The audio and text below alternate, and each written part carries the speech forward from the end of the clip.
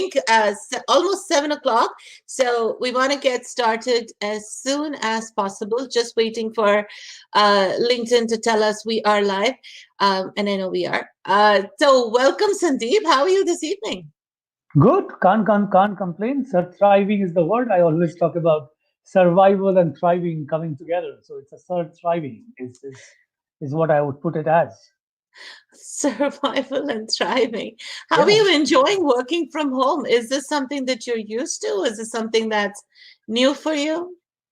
It's actually very interesting. So I'm 100% work from office guy. So and though in my work we are allowed to work from home. So but I rarely work from home. But I would say after this this is my seventh week working from home.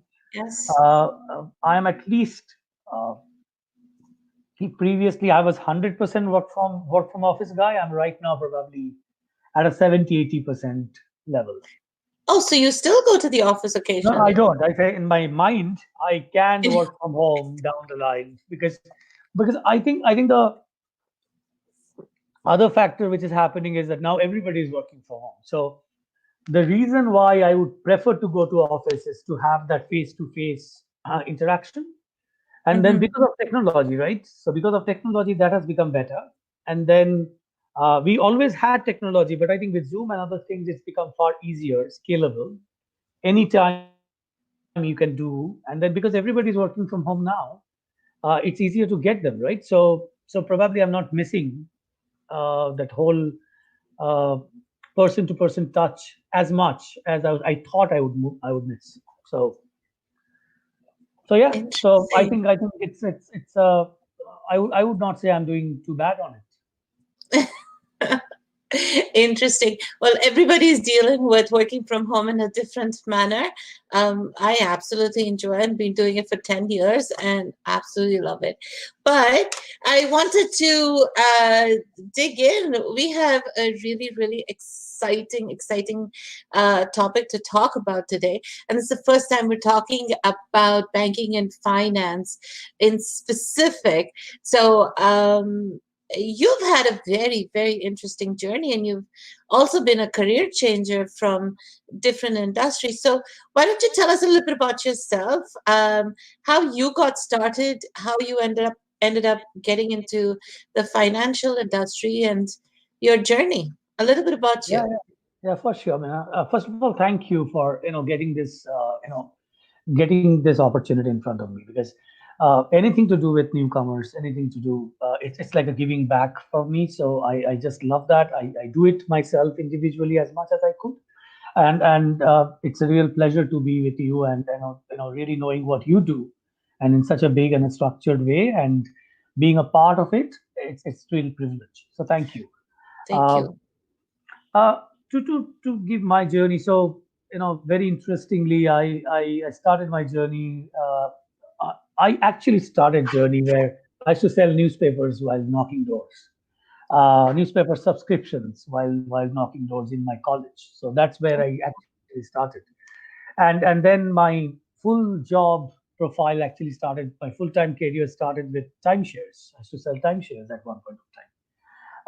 Then I moved into one of the largest multinationals of the world, Nestle. I was with Nestle for about 5.5 years, and then moved into media, which was India Today at those days, the largest media house of India. I was with India Today Yes. for a year or so, and then moved into banking. And then I was with HDFC Bank for about 5 years. Then I moved into HSBC in India. I was their vice president and regional head for consumer finance business.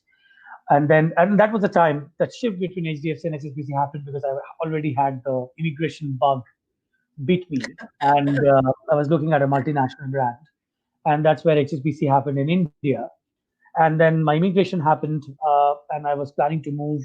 I was not in a mood to move completely without a job, so I came in for a 3 weeks vacation with my wife, who was also not willing to come at all. So we came here for a 3 weeks vacation, and I got a job in those 3 weeks. So I actually got an interview the day I was actually leaving, the Oh previous day, my. and I was interviewed, and I went back to India, and I got the job offer. which was from a local bank here, a Indian multinational bank who were pretty much settled here at that point of time, ICICI Bank, and they offered me a job as their manager sales, and uh, and I came in, and my family joined me a couple of months after that, and then I worked with ICICI for almost 7 years.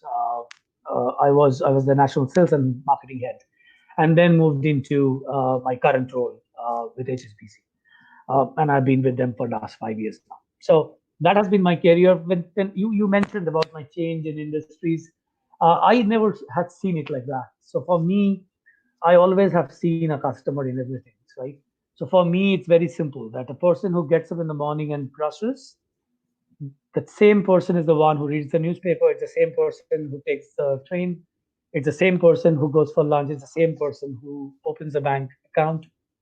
It's the same customer. So uh, I have never moved industry based on that I'm moving industry. I've just moved that it's a customer life cycle, and I'm just trying to be at a need that he or she has, and I'm just trying to be on that side, the other side of the demand supply chain. But it's the same person at the end of it. So that's how I see it. I'm so glad you said that because many newcomers and even students, new grads, they associate themselves with the industry versus their skill set. So, for example, a business analyst who's only worked in a bank associates themselves with, a banking financial industry person versus taking the skills set of business analysts and using it in different sector. So, and as I teach at Humber College, and I always tell my students that when you graduate, if your focus is only going to be, they're all software developers. So if your focus is only going to be IT companies, then you're boxing yourself. If your focus is going to be, your skill set, that you are a software developer and you can work literally in any organization. I mean, look at the banks itself, right? Then you're going to go much further. So I'm Absolutely. really glad you mentioned that. And there is a very important case study on this. I'm sure that your audiences would love to know this. That, and I don't know how many of you are aware of this. Please That share. there was a time when Coca-Cola was really facing a challenge because they were reaching a certain level, and they thought that the market was saturating, right? So they were not able to really think through, right? And then Mhm. that's the time when a CEO change happened, and this whole thing was discussed, and that's the time when Coca-Cola looked at it and said, no, it is not the colored drink market, or that's what's not their market size. Their market was actually about people who drinks water, anybody who Oh. drinks anything, right? So if you're drinking any kind of liquid which is not intoxicating or not an alcohol, Mhm. then that's the market. And then they started looking at it, and that's where they started rebranding themselves. That's where they started increasing their base.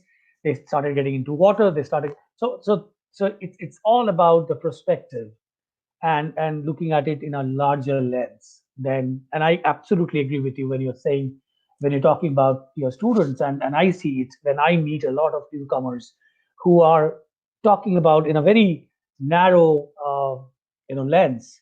And what also a lot of time people do not realize that that this country is a specialist country, and the countries where we come from, it's a generalist country.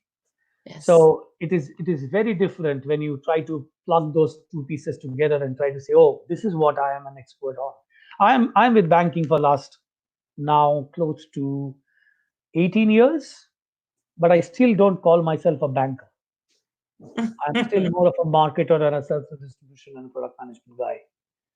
I'm more of a problem solver than a banker. I Unique.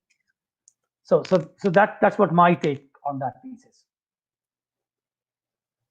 This is fantastic. Thank you so much for sharing it.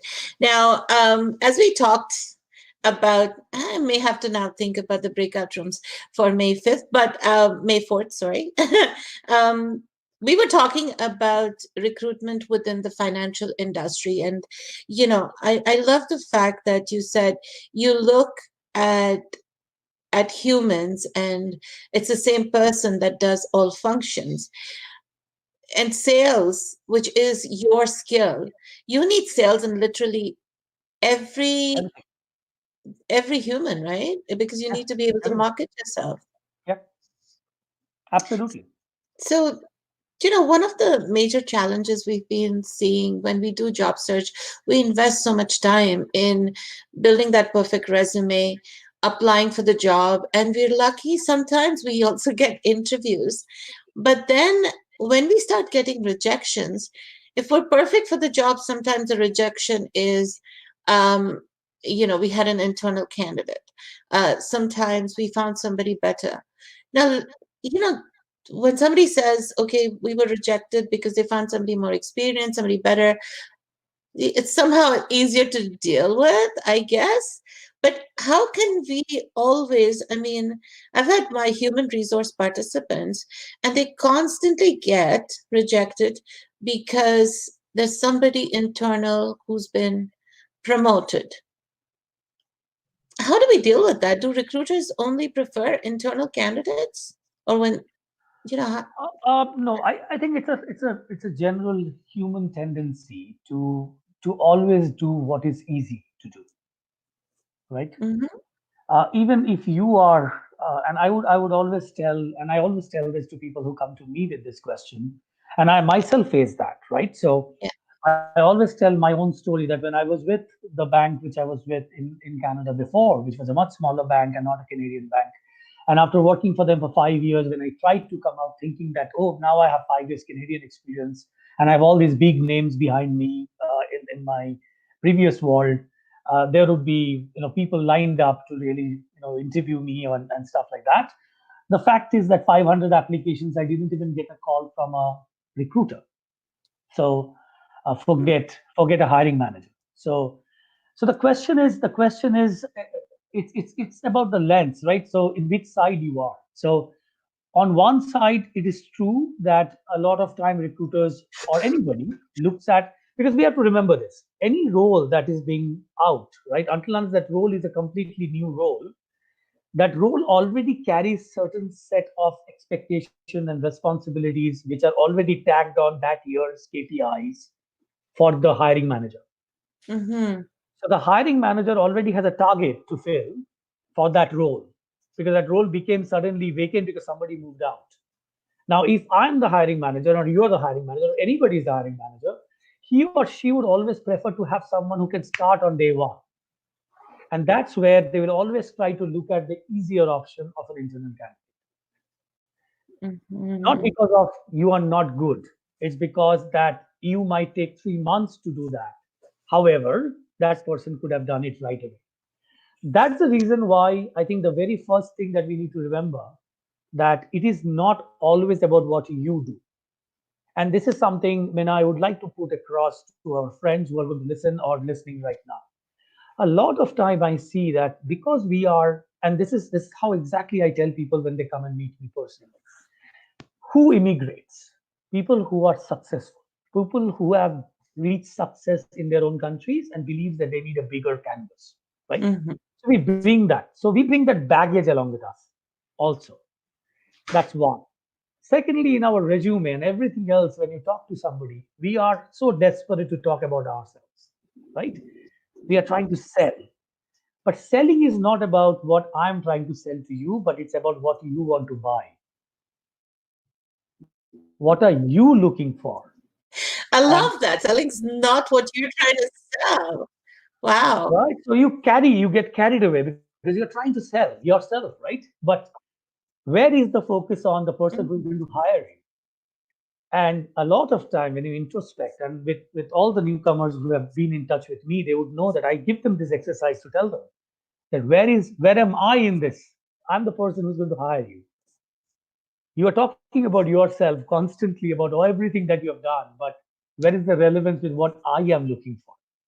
The moment you change that whole concept to saying that what you are looking for, I can solve that for you, and I can probably solve it better than the person that you are probably looking at just because of this 1 month and 3 month advantage.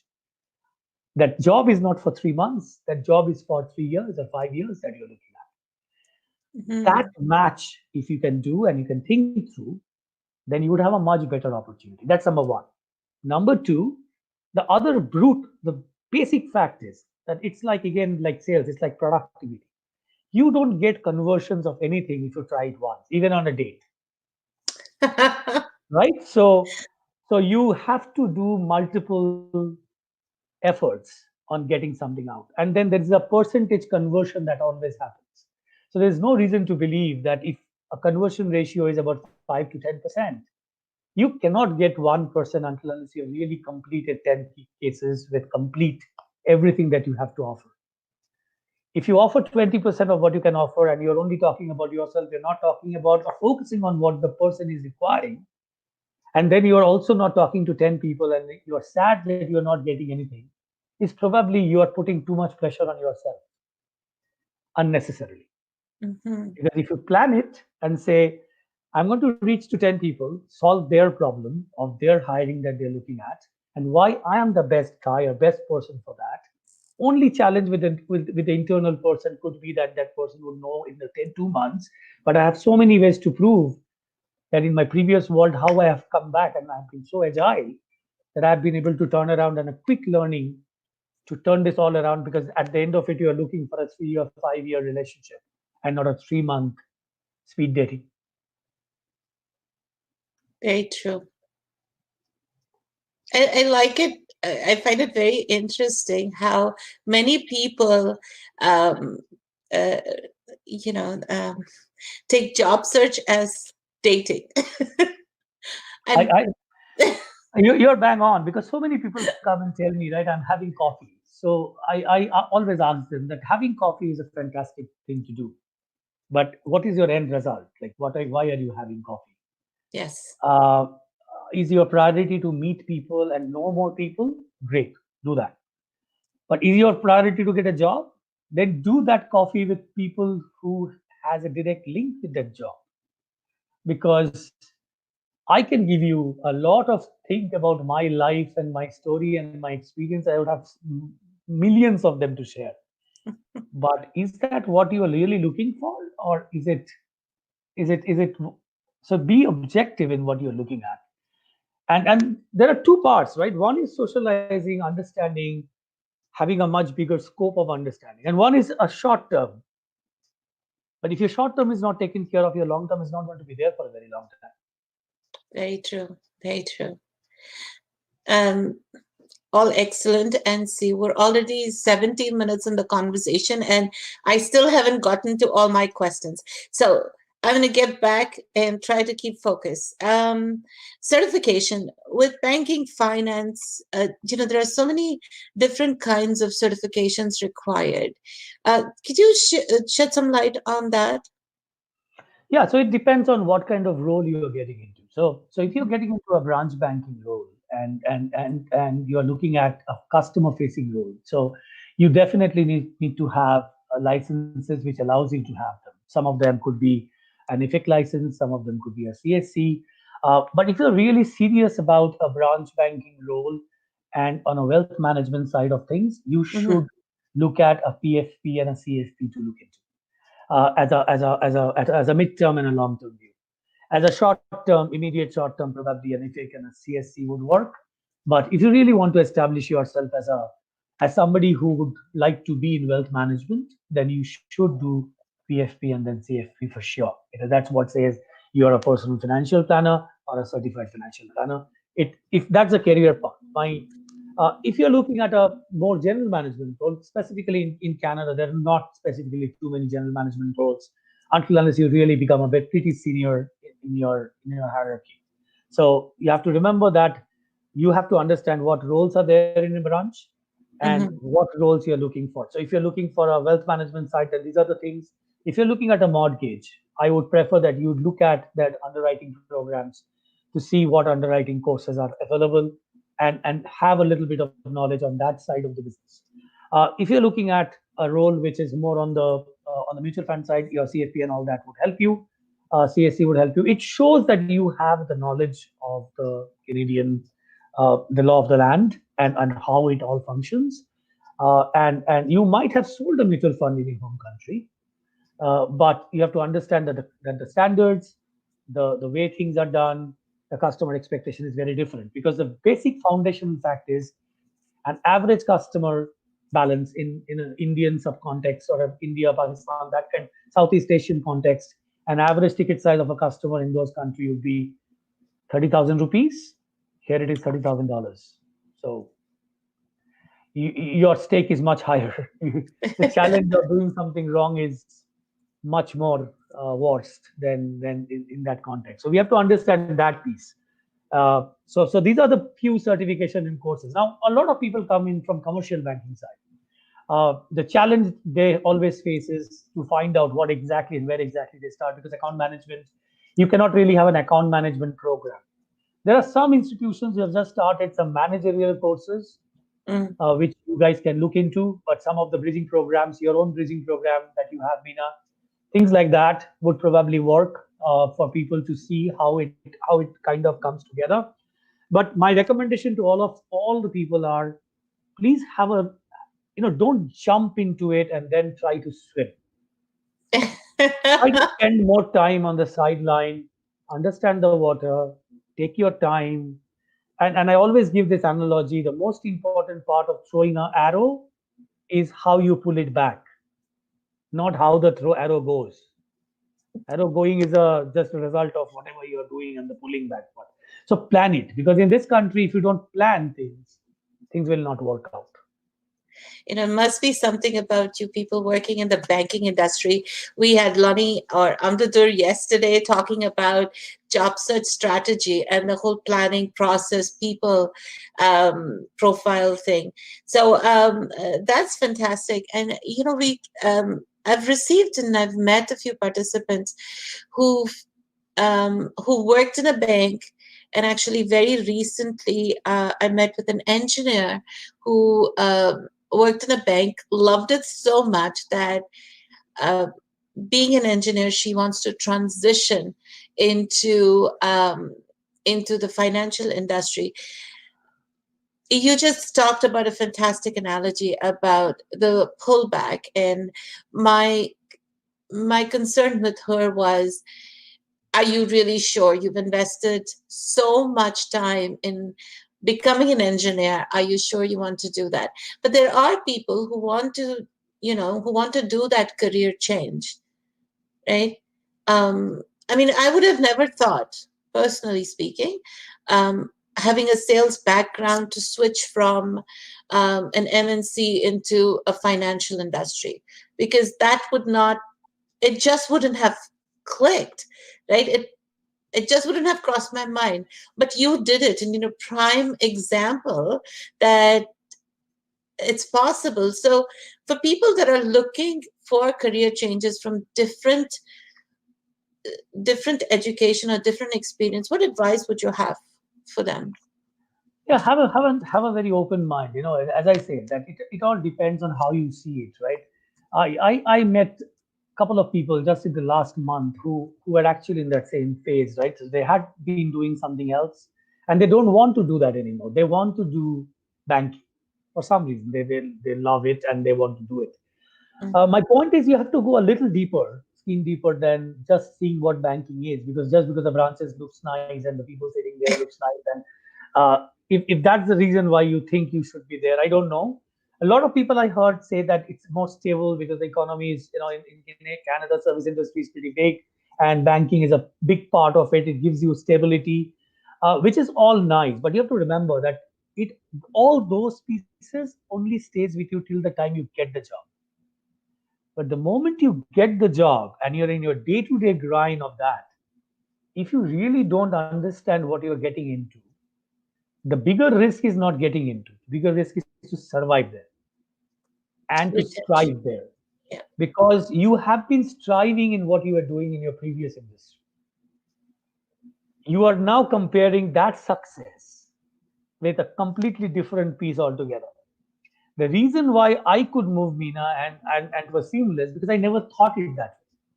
For me, I used to do sales and distribution of consumer products, media, timeshare, and I Yeah. was just that same guy. I was actually now giving a bank account and a credit card and a loan.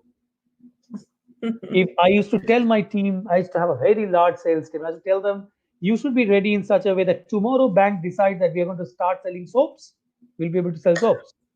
It doesn't matter because all the Interesting. foundation is the same. So my take to people who are trying to, and I would not bother too much about being an engineer.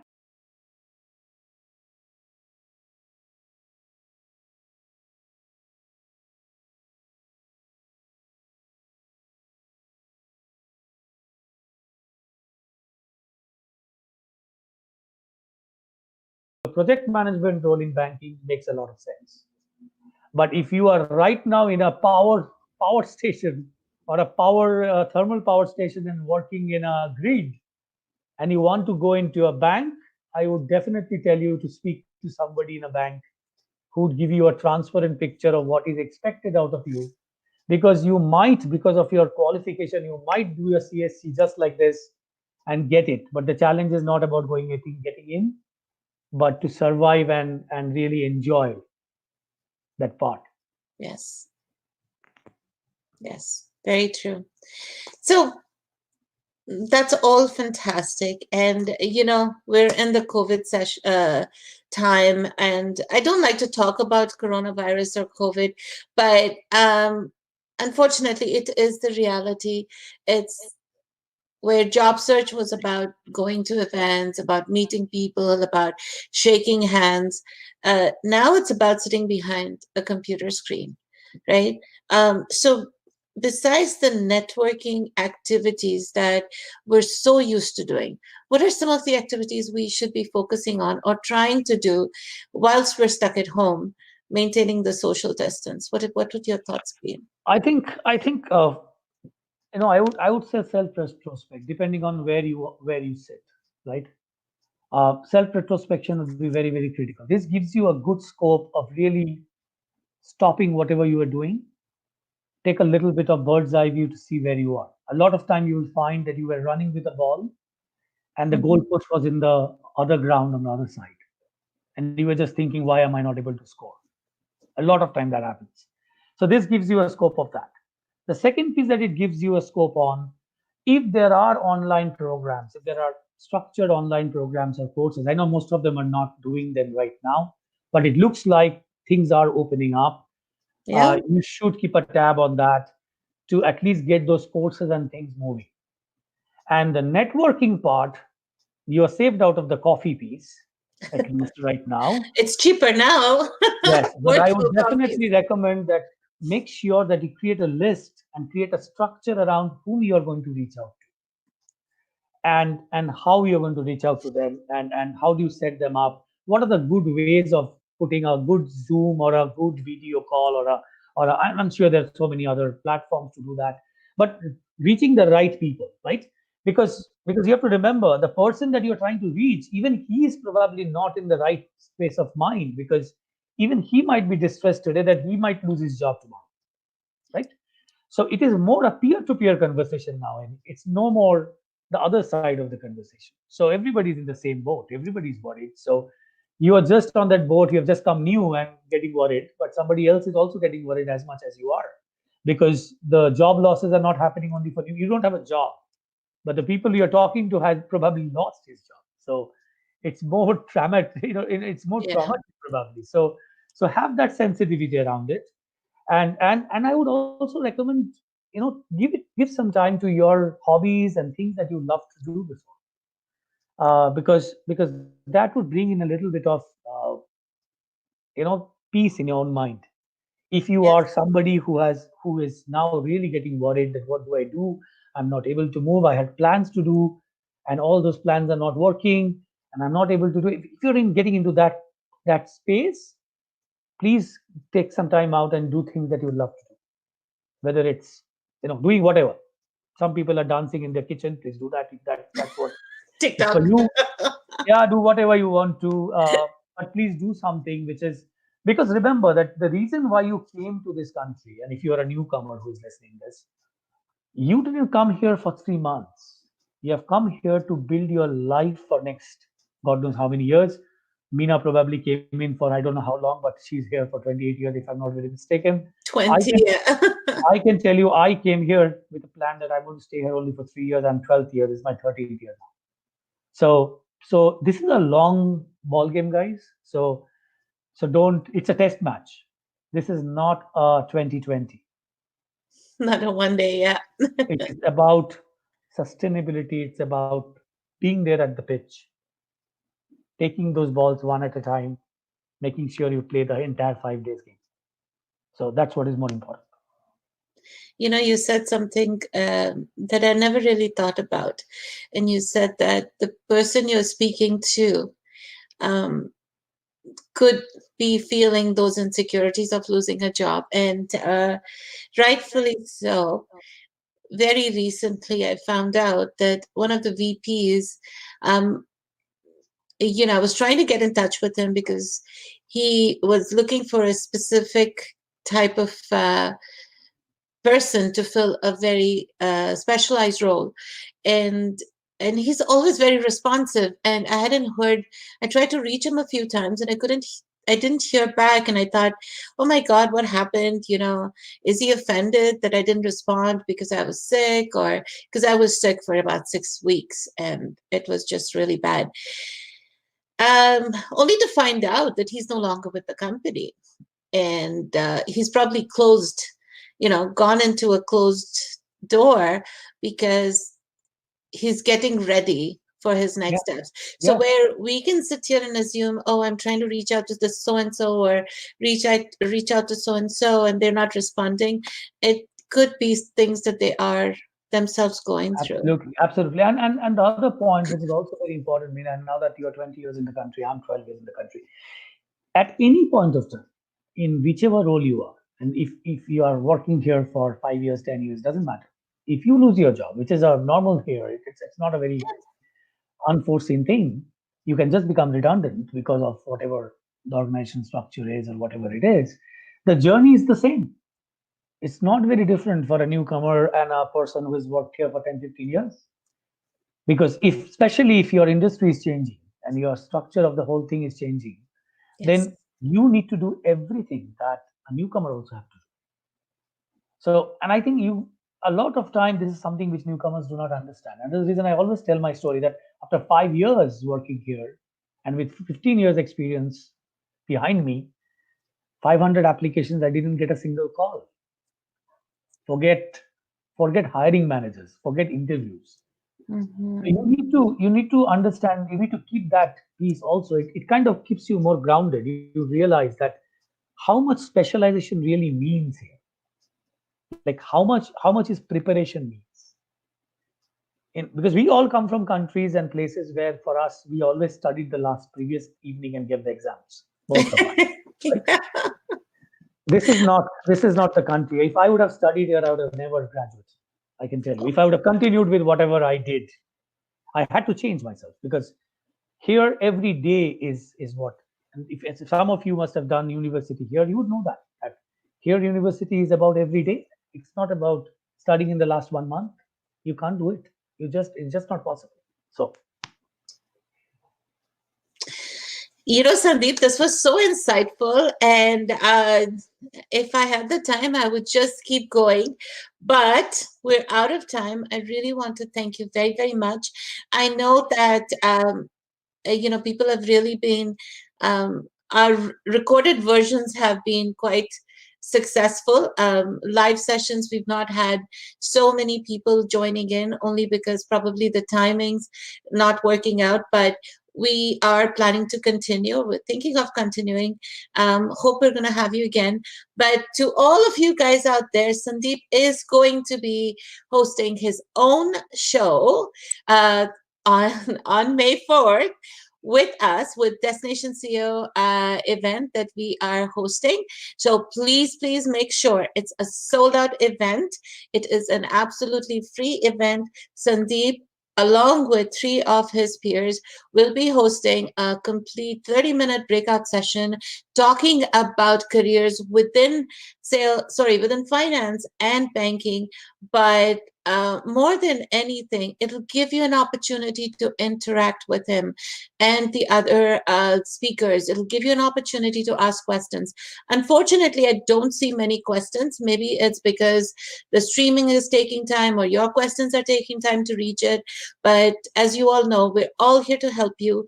Please make sure that you've signed up for May 4th, and we'll be back again tomorrow. And tomorrow we have a really fun session.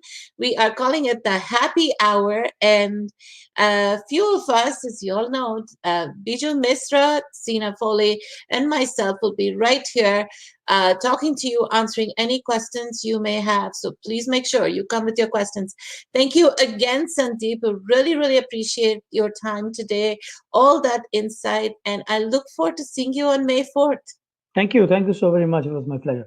Thank you. Thank you. Have a great evening. Thanks.